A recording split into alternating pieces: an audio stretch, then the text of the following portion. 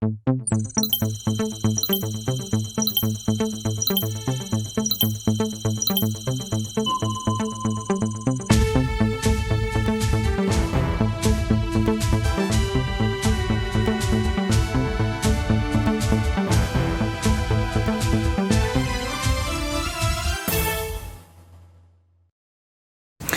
parti pour la campagne de vaccination contre le Covid-19 au Burkina. Aujourd'hui, le ministre de la Santé, Charlemagne Ouedraogo, a été l'une des premières personnes à être vaccinée. Image dans ce journal.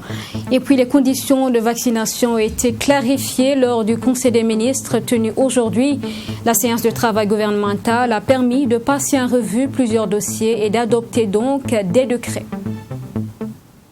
Bonsoir à tous et bienvenue dans ce journal. Lancement aujourd'hui donc de la campagne de vaccination contre le Covid-19. Certaines autorités, dont le ministre de la Santé lui-même, ont été parmi les premiers donc à recevoir des doses d'AstraZeneca. Des partenaires techniques et financiers du ministère de la Santé et certains membres de la communauté musulmane ont également été vaccinés. Image avec Mamed Renakamabou. Il est le premier à se voir administrer le vaccin contre le Covid-19. Le ministre de la Santé, Charlemagne Ouedraogo, a pris sa première dose de vaccin AstraZeneca en ce jour de lancement officiel. Et je me sens bien, je n'ai pas de céphalée, je n'ai pas de vertige. Et je suis même très content parce que je sais que je vais mieux me porter encore et que je n'aurai plus d'angoisse de contracter une forme grave de la Covid-19. Et je n'ai pas non plus mal au point d'injection et il n'y a pas eu de sang qui coule. Donc c'est vous dire que je suis très satisfait aujourd'hui. Le ministre de la Santé veut à travers ce geste inciter l'ensemble des populations encore réticentes à se faire vacciner. Il a réaffirmé son adhésion totale au vaccin et assuré du fait que se faire vacciner ne comportait aucun risque. Je voudrais ici et maintenant réaffirmer que ce vaccin ne pose aucun problème. Vous avez tous suivi les réseaux sociaux. Il y a plus de fake news que de vraies informations. Et c'est ça aussi la réalité. Je voudrais dire à la population qu'il ne s'agit pas d'un suicide collectif, mais des soins collectifs. Autrement, moi-même, ministre de la Santé, je n'aurais pas fait le vaccin. J'ai fait le vaccin pour montrer que mon discours corrobore avec nos gestes. Alors, je voudrais m'adresser à la population, n'attendez pas. À travers ce lancement, le Burkina Faso intègre la campagne mondiale de vaccination contre le Covid-19. Et comme annoncé par le ministre de la Santé, cette première dose concerne entre autres le personnel de santé et les partenaires techniques et financiers. Présents à cette cérémonie de lancement, ces derniers se sont fait également vacciner. Pour les années à venir, ce ne sont pas les vaccins contre la Covid qui vont manquer. Il faudrait que la Covid, même si elle se manifeste quelque part, intègre les autres maladies et que l'on ne souffre pas. S'il faut se faire vacciner chaque année comme on le fait pour la grippe saisonnière, ce ne sont pas les vaccins qui vont manquer. Donc je voudrais, à la suite du ministre, rassurer les uns et les autres. Rassurer les uns et les autres. Nous, les partenaires, nous sommes comptables du type de vaccin qui vient dans les pays. Donc nous devrons vous donner cette assurance-là que ce sont des vaccins de bonne qualité, d'une efficacité avérée qui sont fournis aux différents pays. En plus de ces autorités, des membres de la communauté musulmane, notamment ceux qui vont prendre part au pèlerinage à la Mecque, ont également été vaccinés contre le Covid. Après cette première dose reçue en juin, les volontaires à la vaccination recevront la deuxième dose en août 2021. Et avant de revenir sur les conditions de vaccination contre le Covid-19, dernier Conseil des ministres tenu aujourd'hui, plusieurs dossiers ont été passés en revue, des décrets ont été adoptés. Les secteurs qui étaient les plus concernés par cette séance étaient notamment ceux de la sécurité, de l'éducation et des affaires étrangères. Le point de cette rencontre du gouvernement avec Michael Toukré. Au titre du ministère de la Sécurité, le Conseil des ministres a examiné et validé le décret portant définition des uniformes, des galons et des équipements des cadres de police nationale. Le laboratoire national de santé publique change de dénomination, annonce le porte-parole du gouvernement. Ouseni Tamboura annonce aussi la tenue de la 13e édition du Forum national de recherche scientifique FAIRCIT. Le Conseil des ministres a adopté un rapport qui est relatif à la transformation du Laboratoire national de santé publique en Agence nationale pour la sécurité sanitaire de l'environnement, de l'alimentation, du travail et des produits de santé. Ce forum se tiendra du 26 au 30 octobre 2021 à Ouagadougou sous le thème suivant « La recherche scientifique et l'innovation au service de l'entrepreneuriat et l'employabilité des jeunes dans la sous-région ouest-africaine. Autre dossier examiné par le Conseil des ministres, la question des cantines, l'achèvement de l'année scolaire et le paiement de la dette de l'État aux établissements d'enseignement privé. Une dette dont le montant est estimé à plus de 11 milliards de francs CFA. Le Conseil des ministres a noté que sur les 336, 290 communes ont reçu donc partiellement ou totalement les vivres, c'est-à-dire que ces vivres ont été livrés et sont réceptionnés dans les communes concernées, soit un taux d'exécution de 86,30%. Cette estimation donc donne 33 000 tonnes environ qui ont été livrées. Il s'agit du riz, il s'agit du haricot, il s'agit aussi de l'huile, parfois. Et la valeur donc de ces livraisons donc est estimée à 17 milliards 132 millions de francs CFA. À la date donc du 29 mai, sur les 4 427 établissements d'enseignement, 194 à cette date n'ont pas fait les dernières évaluations. Donc nous sommes à un taux de 95%, ce qui traduit en tout cas une situation plus que normale et qui augure donc d'un achèvement normal de l'année scolaire. Vous savez que de tradition, depuis quelques années, chaque année, l'État donc prend en charge les frais de scolarité donc, de plus de 190 000 élèves qui sont affectés donc, dans les établissements privés d'enseignement. En contrepartie donc, de cette affectation, donc, l'État paye les frais de scolarité. Sur 11 857 millions et sur un montant mobilisé de 6 807 000, il reste environ 4 milliards à mobiliser et donc afin que ces arriérés puissent être apurés. Et ces arriérés concernent les rentrées ou les années scolaires 2019-2020 et 2020-2021. Le Conseil des ministres a approuvé l'ouverture de 3 consuls honoraires du Burkina Faso à Jakarta, en Indonésie, à Turin, en Italie et à Bissau, en Guinée-Bissau. Il a approuvé aussi, au titre du ministère en charge de la femme et de l'action humanitaire, les statuts particuliers du Fonds d'appui aux activités rémunératrices des femmes. Venons-en à ces conditions de vaccination volontaire contre le Covid-19. C'est lors du dernier Conseil des ministres que le premier responsable donc en charge du département de la santé a précisé les informations. Je propose d'écouter Charlemagne Ouedraogo. Les mesures ont été prises. Nous avons 1688 agents de santé qui ont été formés pour participer à la vaccination. Nous avons également 844 volontaires qui ont été également formés, qui vont participer à la vaccination.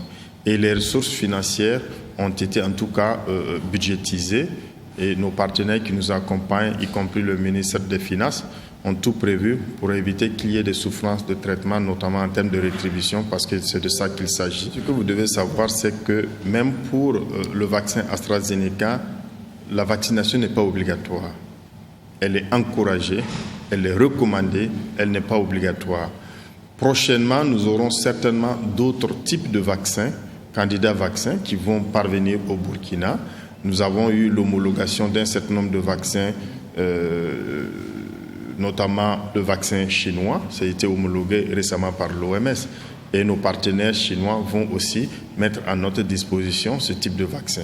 Il y en aura d'autres encore. Et lorsque nous allons ouvrir au secteur privé, le secteur privé va importer d'autres types de vaccins qui sont déjà homologués. Et chacun pourra avoir le choix de choisir le vaccin qu'il voudra pour participer donc à la riposte contre la maladie en se protégeant. Les hommes de médias sont également concernés et les prochaines doses, en tout cas, vous permettront de pouvoir adhérer à la vaccination parce que vous avez une promiscuité qui nous oblige à vous vacciner, à vous proposer cette vaccination pour éviter de transmettre la maladie d'un communicateur à l'autre. Autre actualité, l'Association des transporteurs et opérateurs économiques et chauffeurs du Burkina a désormais un récépissé délivré par les autorités burkinabè. En effet, les responsables disposaient du document en question, mais délivré par le gouvernement du Togo, où ils mènent donc également des activités. Cette nouvelle disposition permet à l'association de faire face à toute situation au Burkina. L'association a été présentée donc à la presse aujourd'hui 2 mai. Sanata Kwanda avec la voix de Abdulhamid. Créée en 2018 pour défendre les intérêts de ses membres au Togo, l'Association des transporteurs, opérateurs économiques et chauffeurs du Burkina au Togo a pendant longtemps dénoncé l'attitude du gouvernement, surtout du Conseil burkinabè des chargeurs CBC. Cette association était taxée de relever du droit togolais, donc mise en marge dans les instances de décision dans le domaine du transport. Cette situation est désormais un mauvais souvenir pour les acteurs qui ont mis en place une nouvelle structure avec un récépissé délivré par l'autorité burkinabè. Quand c'est une affaire burkinabè, cette structure est là pour les gérer. Quand c'est un problème au Togo, celle du droit togolais est là aussi pour en discuter avec le gouvernement togolais et celle du Burkina pour en discuter avec le gouvernement burkinabè. Voilà. Donc je pense que tous les deux structures, il n'y a pas de souci. Comme d'ailleurs même, nous avons des membres au Togo comme des membres au Burkina Faso. Et la majeure partie de nos opérateurs économiques, c'est avec la structure qu'elle travaille à Lomé. Avec cette nouvelle association, les membres espèrent travailler librement avec les opérateurs économiques membres ou partenaires. Elle dénonce par contre une mauvaise application de la décision du gouvernement de confier la gestion du fret au CBC. Selon l'arrêté, c'est au CBC la seule structure que nous devrons déclarer le fret. Nous l'avons toujours fait au CBC, la déclaration du fret. Et encore, de deux, pour chercher le bon déchargement pour rentrer chargé, il faut venir prendre d'abord le bon déchargement au CBC. Mais quand on arrive au CBC, le CBC nous renvoie à une autre structure qui n'est pas citée. Cela veut dire quoi? Bon, mais ce qui est sûr, on avance petit à petit. Je pense qu'on va essayer de régler ça petit à petit. L'Association des transporteurs, opérateurs économiques et chauffeurs du Burkina est composée des mêmes acteurs que celle qui relève du droit togolais et comprend près de 2000 membres. L'obtention du récépissé burkinabè lui permet d'installer des représentations dans plusieurs autres pays, comme le Ghana et la Côte d'Ivoire. Les responsables se disent disposés à collaborer avec toutes les structures de transporteurs pour l'intérêt de tous. Et face à la presse, ce 1er juin, le mouvement des transporteurs contre l'installation de la vie chère au Burkina était donc face à la presse lors de cette rencontre. Il a clairement été indiqué que le mouvement rejette l'installation de la station de pesage des camions Sisa-Tanguinda-Souri. L'infrastructure, on s'en rappelle, avait été inaugurée le 21 mars dernier. Yassine Saourgo. Nous disons non l'implantation d'une vie chère au Burkina Faso. Nous tenons en témoin l'opinion nationale de la détérioration du climat dans les heures qui suivront sur le trafic routier si toutefois la mesure n'est pas stoppée dans l'immédiat. Voilà ce que le mouvement des transporteurs contre l'installation de la vie chère exige des premiers responsables de Afrique Pesage et des autorités burkinabè. Pour eux, cette manière de faire de la nouvelle structure met en péril leurs affaires. Les autres pays, à savoir le Ghana, la Côte d'Ivoire, le Togo, le Mali, se sont conformés, mais le Burkina est le seul à faire volte-face avec ses propres transporteurs, malgré que les poids transportés par les camions burkinabè, maliens et autres sont acceptés, je dis bien sont acceptés, sur le sol des pays disposant des ports. Les mêmes camions remorques maliens transportent les mêmes tonnages au chargement au port, de Lomé à travers le territoire togolais et burkinabè. Mais les camions burkinabè de même tonnage subissent une répression sans précédent avec la complicité affichée de Afrique Pesage. Selon le porte-parole du mouvement, aucun des transporteurs n'a été informé de l'existence de cette structure de pesage. Il compte se faire entendre si rien n'est fait dans les jours qui suivent. Même les grands opérateurs économiques n'étaient pas au courant même qu'il y a Africa Pesage qui est là même et qui a commencé même à travailler. Donc, ça signifie que la fêteur des transporteurs a gardé l'information à leur niveau. aucun des transporteurs, je dis bien aucun des transporteurs, même les grands opérateurs économiques du pays, ne savent pas qu'il y a Africa Paysage qui est là. Donc c'est pour vous dire, nous, on fait face à notre avenir. Et que les jours à venir, si vraiment on ne trouve pas une solution, nos camions vont être stoppés au niveau du Africa Paysage. On va bloquer, on ne va pas peser en attendant que la mesure soit décantée. À noter que Afrique Paysage est un concessionnaire privé et sa mission, selon le cahier de charges défini par l'ONACE et le ministère en charge des Transports, est de mieux contrôler la charge de différents camions pour ainsi lutter contre la dégradation des voies bitumées dues aux surcharges. Elle a officiellement lancé ses activités le 21 mai 2021 à Tanguin d'Assouri. Autre grogne sociale, le mouvement Plus rien ne sera comme avant, Impresca désapprouve les différentes sorties des propriétaires terriens et immobiliers suite à la décision du ministère en charge de l'urbanisme de suspendre le traitement des dossiers de promotion immobilière. C'était le 9 février dernier donc. Le mouvement soutient également le ministère de l'urbanisme. Les responsables donc du mouvement l'ont fait savoir lors d'un point de presse animé ce 1er juin. Le compte rendu avec Fatima Tanikima. Après plusieurs manifestations de promoteurs immobiliers et de propriétaires terriens pour dire non à l'installation d'un comité interministériel de réflexion sur les mesures conservatoires d'urgence en matière de gestion foncière au Burkina Faso, le mouvement Plus rien ne sera comme avant Impresca tranche et prend parti pour le gouvernement. Lors d'une conférence de presse, les membres de ce mouvement ont jugé inappropriée l'attitude de certains promoteurs immobiliers et chefs coutumiers qui se réclament propriétaires terriens.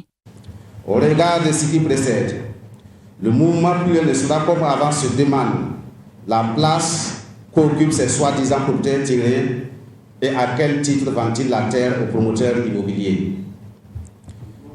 Nous sommes désolés de rappeler à ces marchands de terre que déjà notre pays traverse des situations d'insécurité et il ne faudrait pas nous conduire dans une autre ingérable.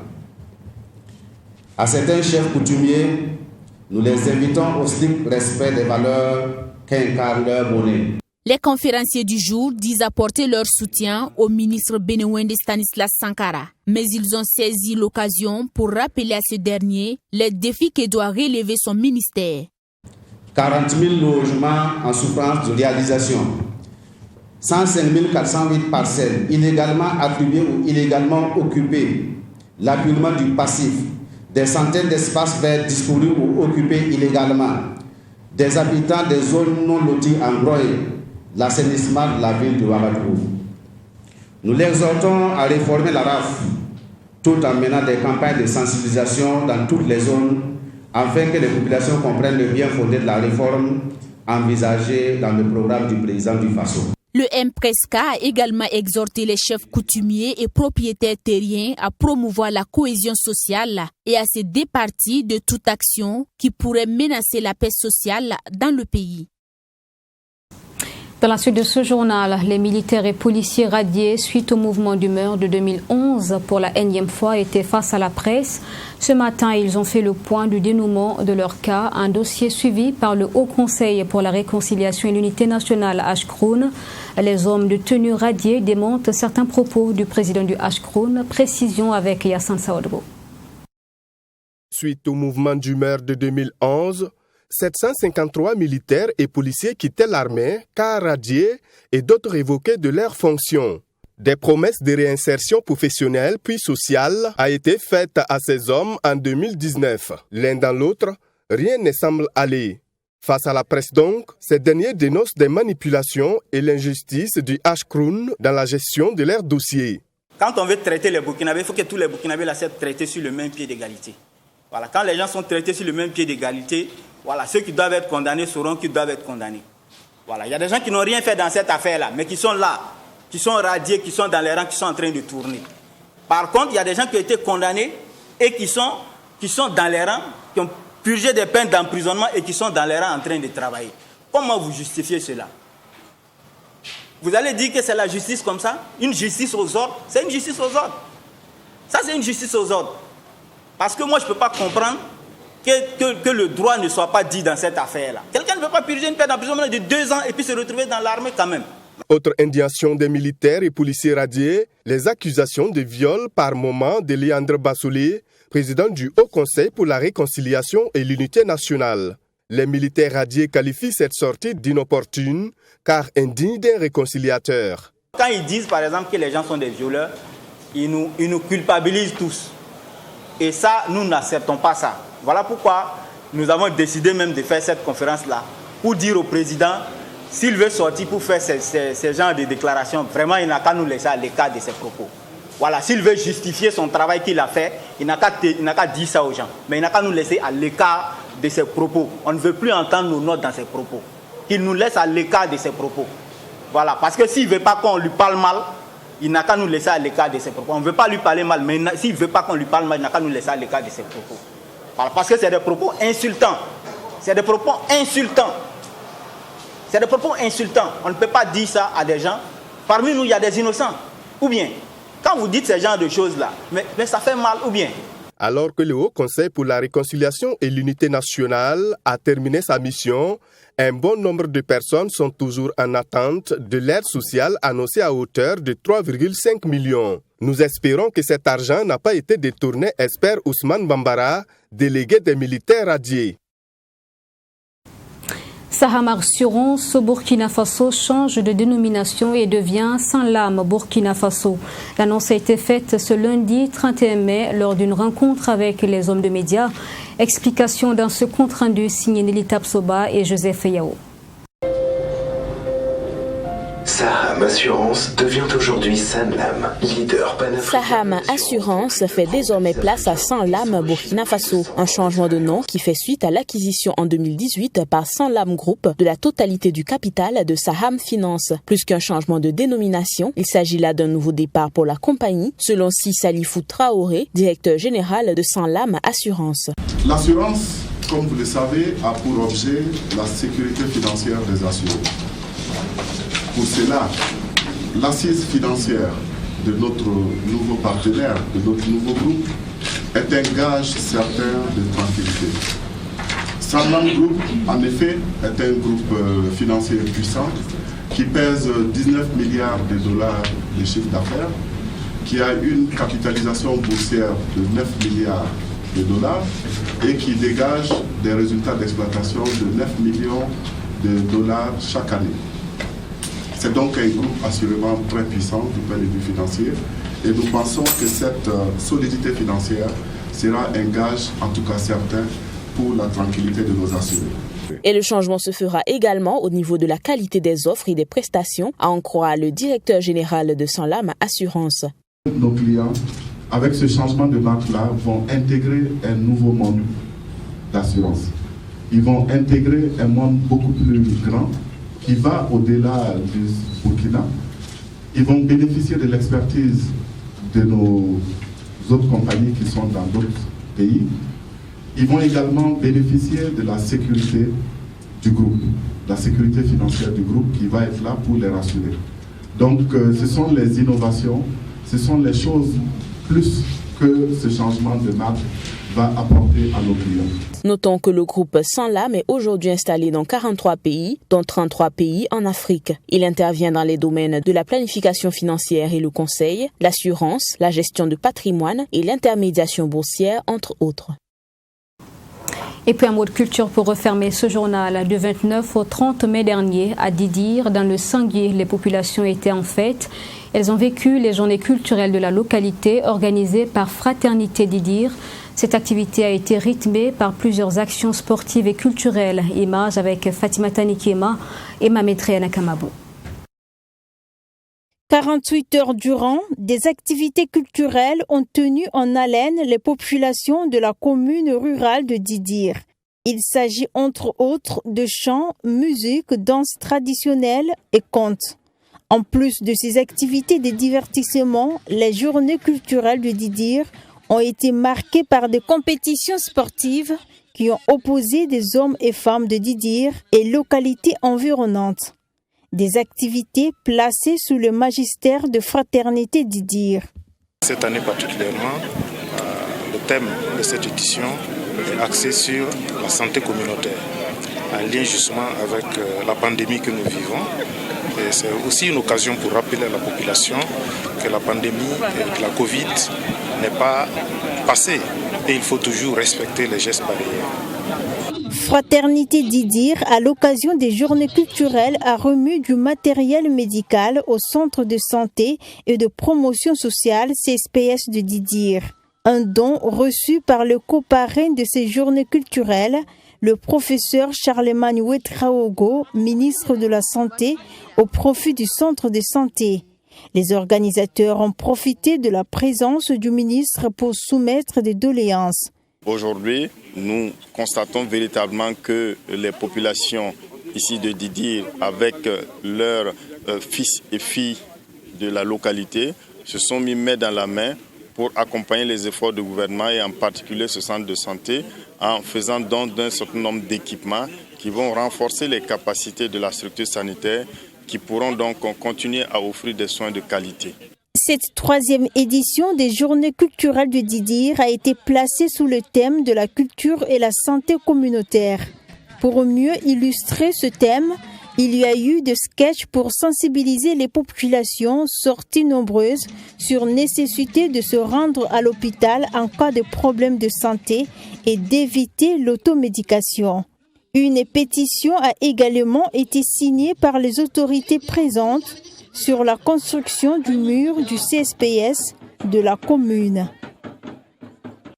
Et voilà pour ce journal. Merci de l'avoir suivi. Je vous souhaite une excellente suite à notre compagnie. Bonsoir et à demain à 20h.